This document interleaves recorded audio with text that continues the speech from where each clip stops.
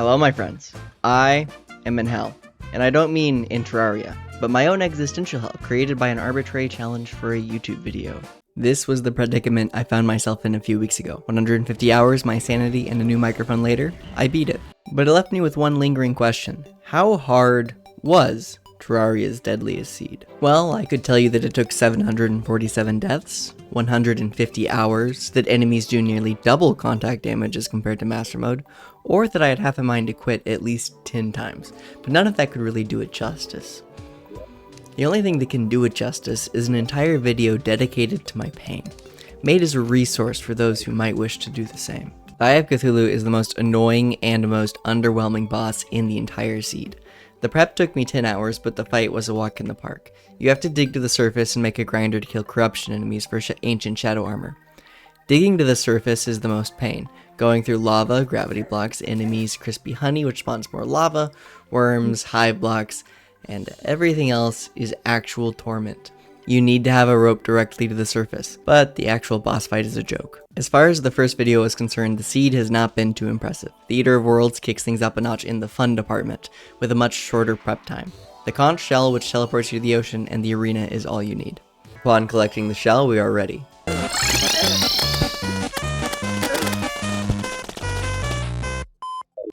Okay, maybe we weren't ready.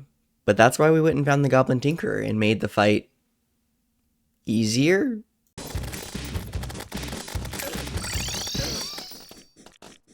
That one was just warm-up, it doesn't count.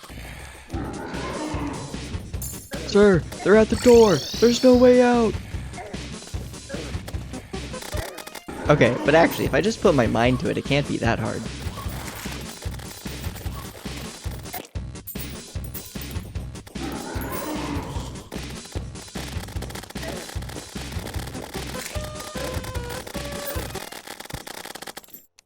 Listen, if I beat it this time, none of the others count. Oh. In life, all things are impermanent. The grass withers and the flower fades. Bells toll of histories long forgotten in time. This worm's success is no different, and I will prevail.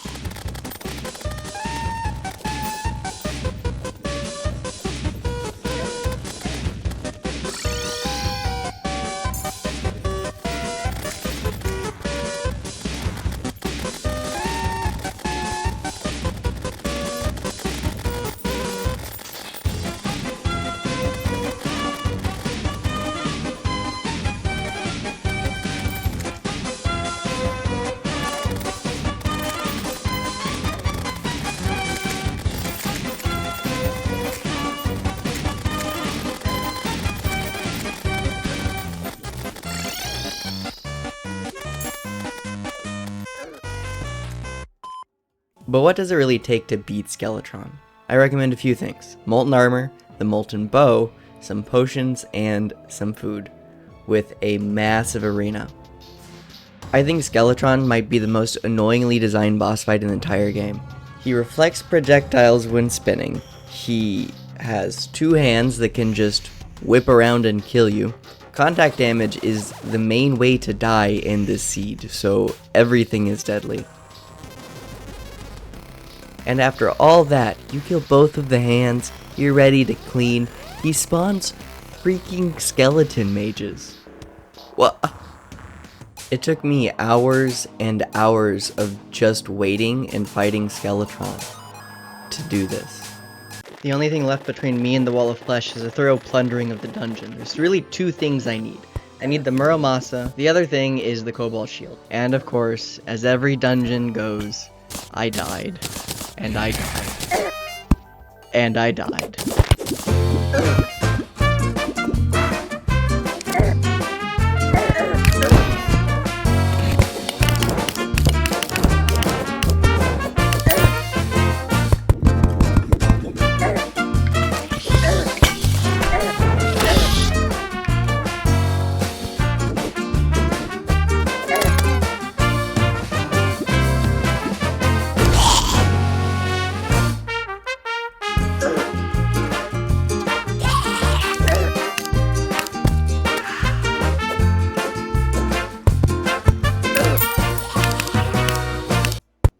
But I did eventually get everything I was looking for, and as we approach the final boss, I wish I could tell you there was some epic way to deal with him, but really it's just farm fire imp banners, drink your potions, and then run backwards while hitting him with a knight's edge, with full warding accessories, and you need the cobalt shield.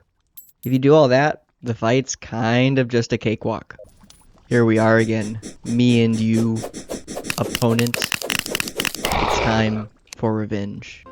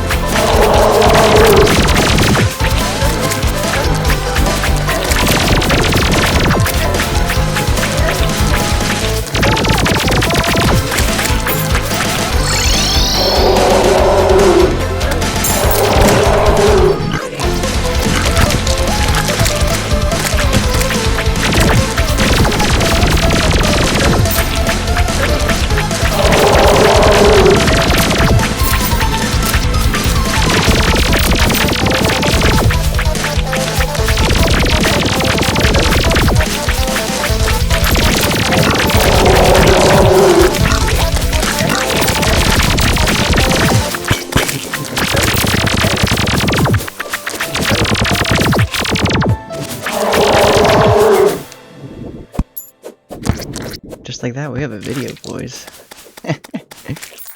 I'll see you in the next one. Subscribe. Terraria's hardest seed. The wall of flesh was vanquished in the last video, and now that all that stands between me and never playing this seed again is the MoonLord. My goal is to kill Golem and summon the cultist, but that requires the killing of a couple bosses in the process. Medusa, a combination of all of the mechanical bosses delivered on a silver platter ready to rip out all your vital organs. Plantera, a mutated plant that guards an ancient temple. And finally, the Golem, a god of sun worshipped by the lizards who must be defeated in order to allow for the final confrontation. And that begins us with Medusa. What is a Medusa? And more importantly, how do you kill one? Good question. Killing Medusa is going to require 3 things: titanium armor, the Deadliest bow, and a very, very well designed arena. I also spent hours farming for a Rod of Discord. It is the most important item in the entire run. The most obvious beginning point is armor. I must go mine for the best armor I can get at this stage of the game. And don't worry, just because we aren't fighting a boss, it doesn't mean there wasn't copious amounts of death.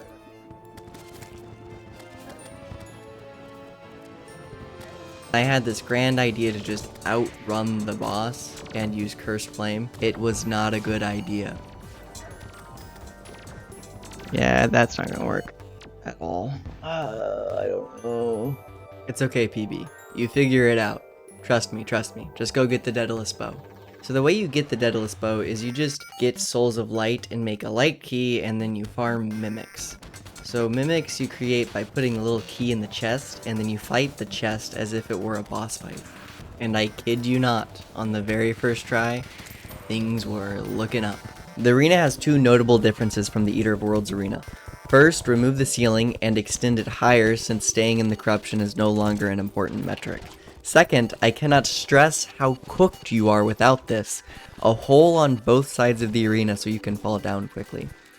You will see how necessary this is in a minute. After hours and hours of preparation, I looked death in the eyes and I said hello. A couple things about how to actually do the fight. You're going to need not only the Deadliest bow, but a Nimbus rod.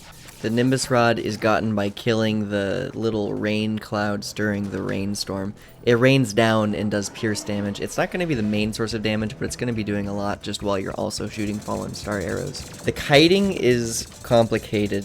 You have to... I mean, the Rod of Discord isn't completely useless here.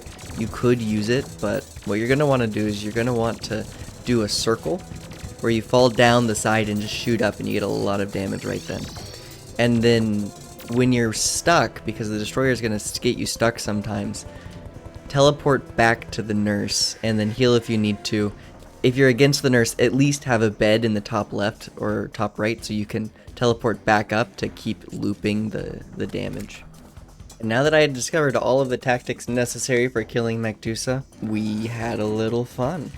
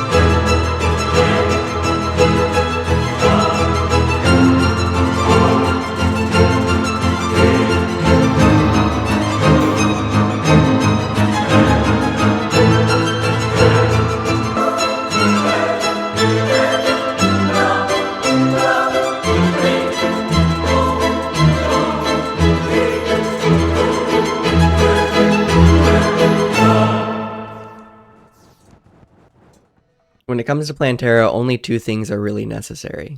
You need an arena in the jungle, and it has to be in the jungle. Try to make the whole arena in the jungle. You'll see why later. And Mega Shark. The Mega Shark is just, you buy the illegal gun parts and the Mini Shark from the gunsmith, and then you kill the destroyer for Souls of Might, which we've already done because Medusa is dead.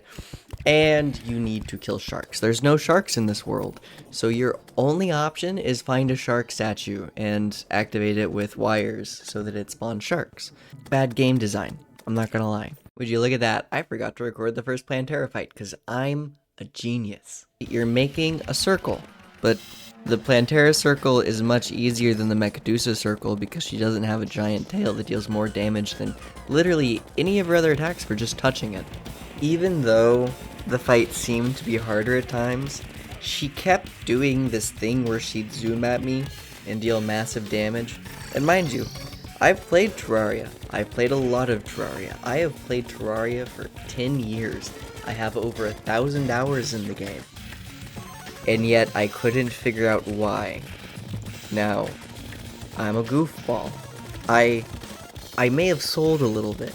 I got a little cooked because I was leaving the jungle like an absolute buffoon. Why was this hard for me to figure out in the moment? You don't leave the jungle when fighting Plantera. Here, let me show you. Enhance. Enhance. Look, this isn't jungle background. When this shows up, she gets enraged and she kills you. I'm a buffoon. And then, of course, there's the little friends that you make in the jungle as well that like to interrupt the fight a little bit. And then there's just the sheer amount of damage she can do if you happen to touch the wrong piece of her. It was against all of these odds stacked against me that I finally... Wait, no, that's not for you to see. Those weren't grown illegally. Those are completely natural. I don't know what you mean. I did this funny thing where I ran really far away from the jungle so that Plantera would come to me, and then I could go back to the nurse and get healed. And with these completely fair, legitimate, and legal strats, I finally killed the mother of all plants. Wait for it. 1 second. Hold on. There we go. Once you kill Plantera, it's actually worth letting a solar eclipse happen, especially being in the temple, you can just summon them. One happened randomly, and that meant I needed to kill Mothra. Now, the problem with killing Mothra is everything in the solar event can basically just one-shot you, especially on legendary mode where anything can kill you in one hit to begin with, and these can kill you in even less than one hit. I got a Mothra, and the reason I need to kill Mothra will be clear in a second, but I got a Mothra, and I killed it. This is the first step in preparing for the Golem fight, because Golem is normally the biggest pushover in the entire game. In legendary mode, you have to have 3 things, or he is, I'm not going to say unkillable, but he's so hard that I would not be willing to kill him. I imagine someone in the world, just for the sake of a video, killed him without these 3 things, but it's not possible without them, I swear. The Terraria veterans have already figured out why I killed Mothra, and I killed Mothra for the Terra Blade, which is the best melee weapon, arguably the best weapon at this point in the game. The other thing is the Rod of Discord, which I farmed before at Mechdusa because I thought I needed it for Mechdusa when I didn't, but I found out here that if I didn't have it, I was going to cry. And the third thing, well, we'll get to it. For now, I'm not going to bore you with going through the Lizard Dungeon, but who doesn't enjoy a death compilation? Because there was a lot of very painful deaths.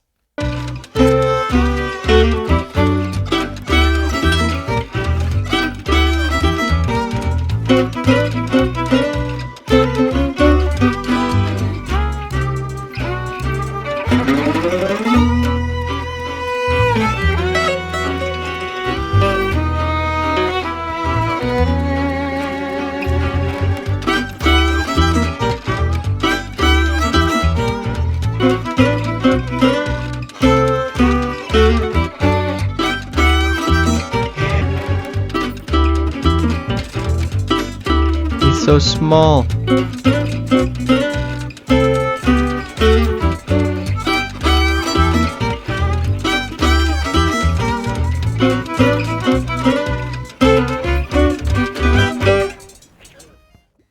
My friends, this is where the Rod of Discord becomes a necessary tool, okay?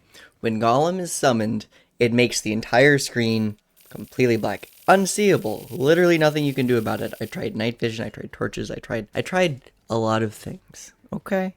Okay. So then what's the option? The option is you Rod of Discord into the temple, and you Rod of Discord out of the temple. So you don't have to go through the whole thing to get down to the Golem and then just lose because it's an impossible arena. So I'm going to design my own arena. I have the Terra Blade, I have the Rod of Discord. The last thing you need to win, Illuminate Coating. Okay, what Illuminate Coating does is it makes the background completely bright, no matter what, because the background is what's bright, not the foreground. You get it by putting the painter in a graveyard, which is really easy, just die a few times. If you're doing this on hardcore, I'm so sorry. Good luck. So what the background being bright does is it makes the foreground completely black because of the darkness, and so the contrast makes it where you can still see perfectly fine, and that makes the Golem fight look more like this. This is all I needed to kill Golem, but there was one little change that I made to make the fight so much easier. Give yourself turtle armor, which is just chlorophyte plus killing turtles in the jungle. It's really easy. It just takes a little bit of time. And warding accessories. You'll have so much defense that some of Golem's attacks are actually completely reduced down to 1 damage. The fireballs are going to deal 1 damage, the energy beams are basically going to deal 1 damage. So all you have to avoid is the body. That's it. If you have warding accessories, max defense, you know, the worm scarf, that's it. That's all the damage. It's so free. And with a little bit of kiting and a little bit of luck, the boss fight can look just like this.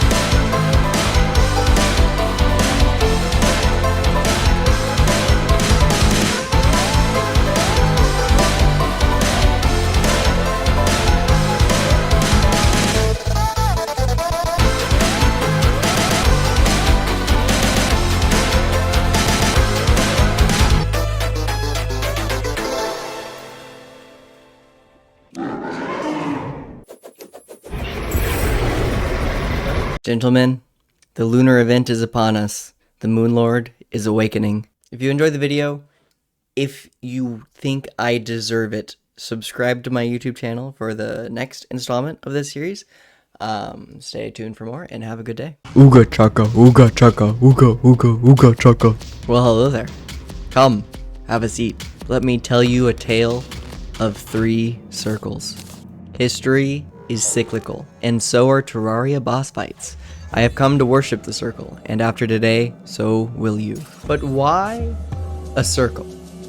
To kill MoonLord, of course. There's really only 3 bosses between me and MoonLord, and only one of those bosses is required. Empress of Light and Duke Fishron are both optional boss fights. However, we ball. I promised an Empress fight, and I raise you a Duke Fishron fight. There isn't much prep left. All I need is boss summons, which I spent several hours farming for. I just got the Blessed Apple. And then it is a question of how to kill the bosses, which brings me back around to the circle. You see, the circle is one of the most fundamental movements in Terraria. 90% of bosses are best dodged by going in a circle, or using a circle. More on that later. Duke Fishron will be our first example. Duke Fishron is a boss with 3 phases, and there is a very, very easy way to deal with these phases. I did not figure that out for a while, but you will come to learn that the answer is circle, circle, and a circle. In his first phase, Duke Fishron has 3 attacks. The first is 5 consecutive dash attacks, the second is bubbles, and the third is Sharknadoes. Hold on a second.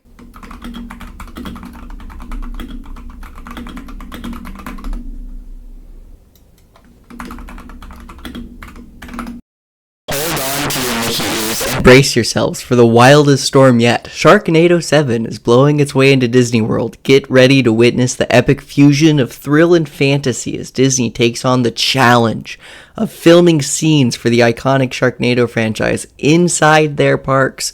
That's right, film crews were just spotted filming Sharknado 7 inside Disney World. I don't know what's more terrifying, the fact that there's already 6, that there's going to be a 7, or that an ancient shark god is the reason the Sharknadoes happen in universe. Oh right, fighting a giant shark. My bad. Phase 2 is almost the exact same thing, except the bubbles come out a little differently. There's only 1 Sharknado instead of 2, but it's a lot bigger. And there's 3 dashes instead of 5, and they're much quicker. I would argue that once you get it down, the enraged mode, second phase, is actually easier than the first phase. But then there is phase 3.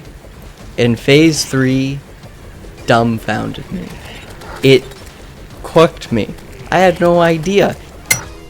What the heck is that? He just goes invisible and then you die. That's it. So we did a little experimenting.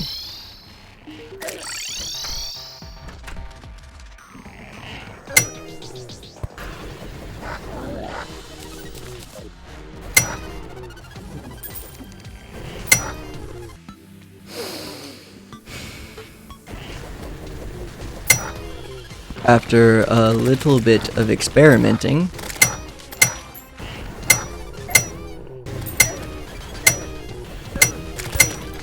I finally figured out how to beat the boss. Now I know what you're thinking.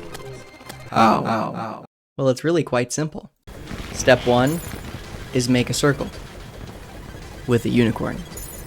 So the unicorn, if you dash in a direction and then activate the unicorn, you start at full speed, which is faster than Duke Fishron dashes. Ergo, if you just loop him in a circle, you outrun him and kill him. But PB, I hear you say, he still teleports in his 3rd phase. How is a circle going to help you there? I told you we'd get to that. Or using a circle. More on that later. This circle is the very first item you get from killing a boss. That's right. The Shield of Cthulhu. The plan? Stand in a singular spot and dash into Duke Fishron using the iframes from the dash attack to just completely phase through Duke Fishron's dash attack. And you time it in a 1, 2, 3 motion because Fishron will dash once, teleport, dash twice, teleport, dash 3 times teleport, and then dash once teleport. Once you get that pattern down, it's just a matter of swinging your sword. Would you believe me when I tell you I didn't get what I wanted?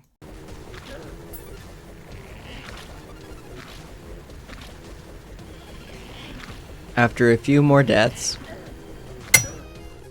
I finally got enough treasure bags to maybe get the wings. I wanted the wings. I needed the wings. Which brings me to arguably the hardest fight in the entire game. You see, last video I said this, that are up for debate, like the Terra Prisma would be pretty good, but I don't have the gumption to go farm for a Terra Prisma because of what that entails. We'll do it later, I promise. I'm gonna regret that promise.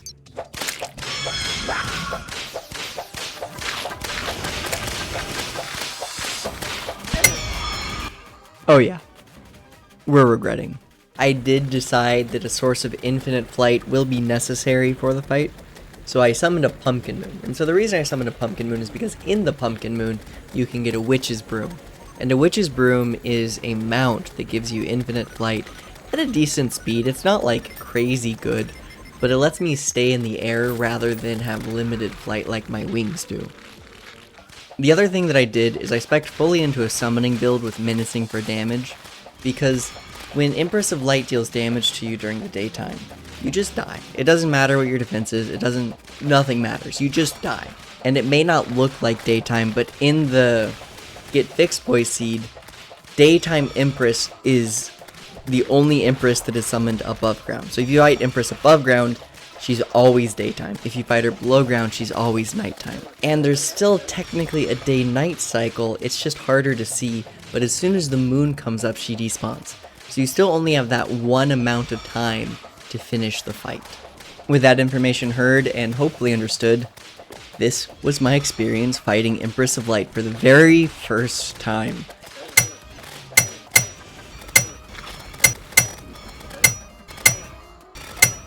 And then just as I was figuring out the pattern, things changed at half health.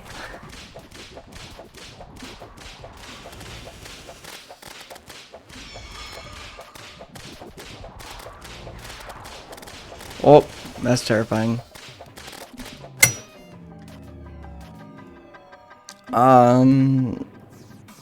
That got a little harder.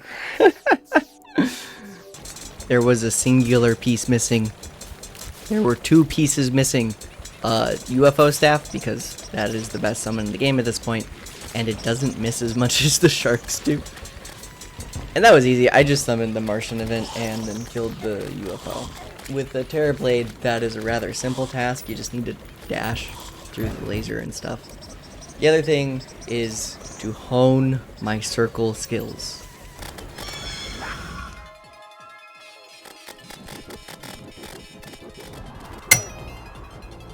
Okay, but that one was just a warm-up.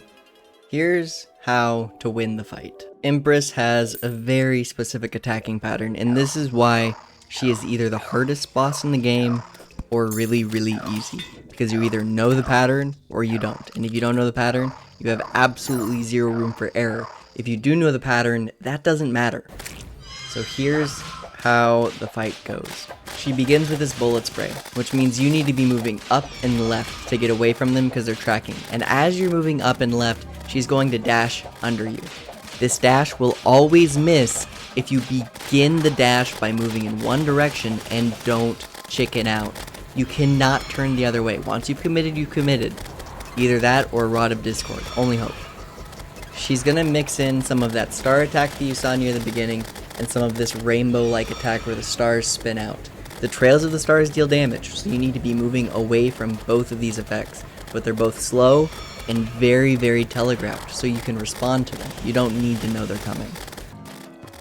The next thing is this line attack, and it's going to move in a circle centered around you, and you can respond with just the exact same circle but slightly ahead. If you're already moving up, move up and to the right. If you're already moving down, move down and to the right or left. Just follow the angles the swords are going and move ahead of them, and you'll be fine.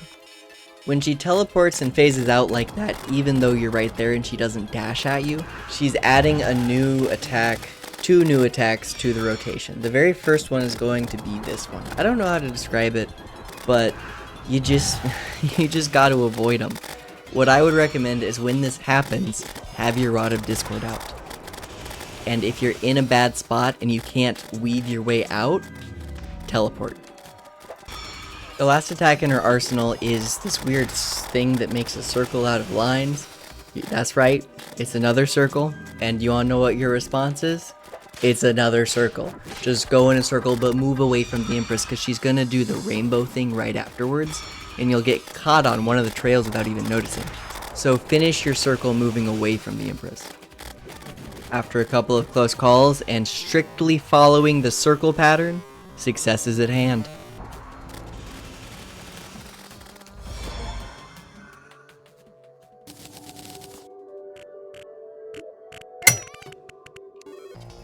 Look at these fools in a cult worshipping. Wait. What? What's that? Worship the cultists are worshipping a circle. The MoonLord's emblem is a circle? No. No, I've been tricked. I've been fooled. I know what I must do. I must break free from my chains. Free myself from these shackles. I'll do what no one ever thought was possible. I'll kill him with a line. We must go quickly. No time to waste. The pillars must fall. The items must be crafted and the MoonLord must be slain before it's too late. Unlike the previous fights, I will not be circling around him. I will be going away in a straight line as to not grant him more power with the circle. I have failed you, and for that I am deeply sorry.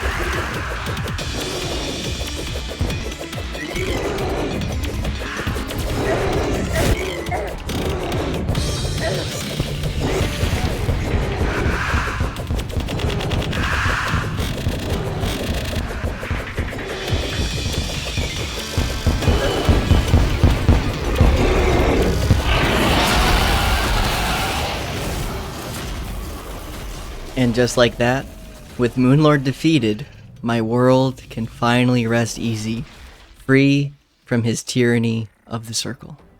In all honesty, I hope you enjoyed the video. If you think it was worth subscribing, make sure to do that down below. And I hope you enjoy the next one. If this video gets to a cool amount of likes, I don't know, 500, because I really don't want to do this, I'll do the Calamity Inferno mod, but that would take a lot of time and a lot of editing, so I want to make sure you guys want it. Bye.